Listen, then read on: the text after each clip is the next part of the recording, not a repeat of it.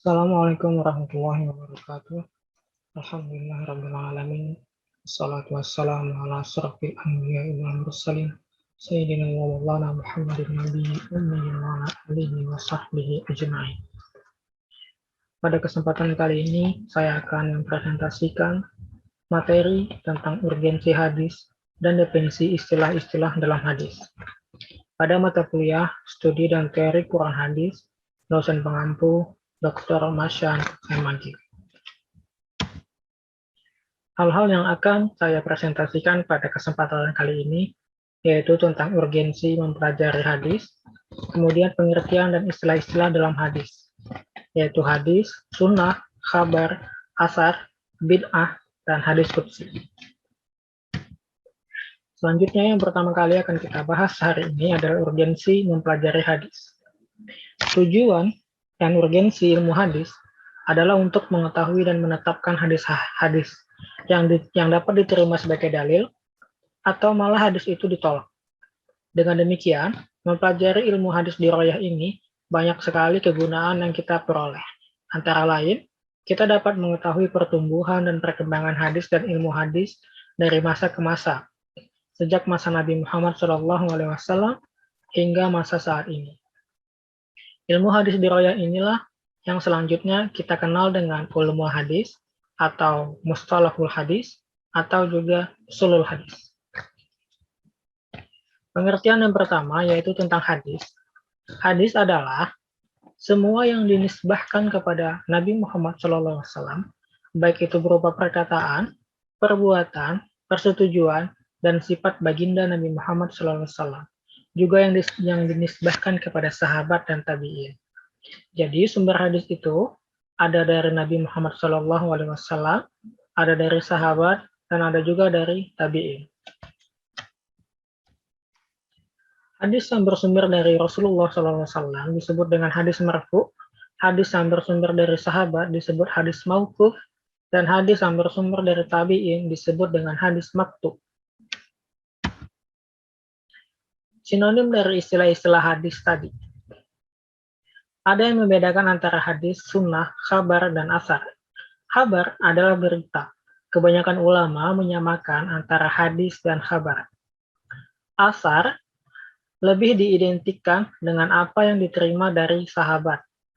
Sunnah secara umum adalah segala apa yang disandarkan kepada Nabi, artinya sebenarnya ini sinonim dengan hadis. Tetapi yang membedakannya adalah, menurut ulama ahli hadis, sunnah adalah sabda, perkataan, ketetapan, sifat, atau tingkah laku Nabi Muhammad SAW. Sedangkan menurut ulama fikih, sunnah adalah hal-hal yang berasal dari Nabi Muhammad SAW, baik ucapan maupun pekerjaan. Tetapi hal itu tidak wajib untuk dikerjakan. Selanjutnya, posisi hadis dalam penetapan hukum. Hadis itu merupakan sumber kedua dari hukum Islam setelah Al-Quran. Kedua sumber tersebut saling terkait satu sama lain dan saling membutuhkan. Kedua sumber di sini dimaksudkan adalah Al-Quran dan hadis Nabi Muhammad SAW. Selanjutnya, Al-Quran membutuhkan sunnah sebagai penjelas dan peraturan pelaksanaannya. Dan sunnah membutuhkan legalitas dari Al-Quran. Beberapa orang kelompok ada yang mengingkari posisi ini. Mereka digolongkan sebagai ingkar hadis atau ingkar sunnah dan menolak sebagian wahyu, karena sunnah termasuk wahyu. Selanjutnya, kedudukan sunnah dalam hukum Islam. Kedudukan sunnah dalam hukum Islam adalah sebagai bayan atas Al-Quran. Menurut fungsinya, bayan sunnah atas Al-Quran ini masih terjadi perbedaan pendapat antar ulama. Namun perbedaan tersebut dapat dikompromikan. Bentuk bayan tersebut ada 4. Ada bayan takrir, ada bayan tafsir, ada bayan ziyadah atau bayan tasyrik, dan ada juga bayan nasah atau bayan tabdil. Nah, untuk penjelasan selanjutnya, mari nanti sama-sama kita diskusikan saja. Kemudian selanjutnya tentang bid'ah. Bid'ah secara bahasa itu berasal dari akar kata bahasa Arab bada'a, yang artinya mengadakan atau membuat sesuatu yang baru. Adapun istilah syara, pengertian bid'ah adalah Cara baru dalam perkara agama yang diserupakan, syariat yang dikerjakan orang dengan maksud berlebih-lebihan dalam beribadah, serta mengharap pahala tanpa adanya dalil dalam syara. Atau contoh dari Rasulullah SAW. Memahami istilah tersebut bahwa bid'ah dibatasi dalam hal agama, dalam hal akidah, dan hal ibadah. Definisi bid'ah secara istilah yang paling bagus adalah definisi yang dikemukakan oleh Imam Asy-Syatibi dalam Al-I'tisam. Beliau mengatakan bahwa bid'ah adalah suatu istilah untuk suatu jalan dalam agama yang dibuat-buat tanpa adanya dalil yang menyerupai syariat ajaran Islam yang dimaksudkan ketika menempuhnya adalah untuk berlebih-lebihan dalam beribadah kepada Allah Ta'ala.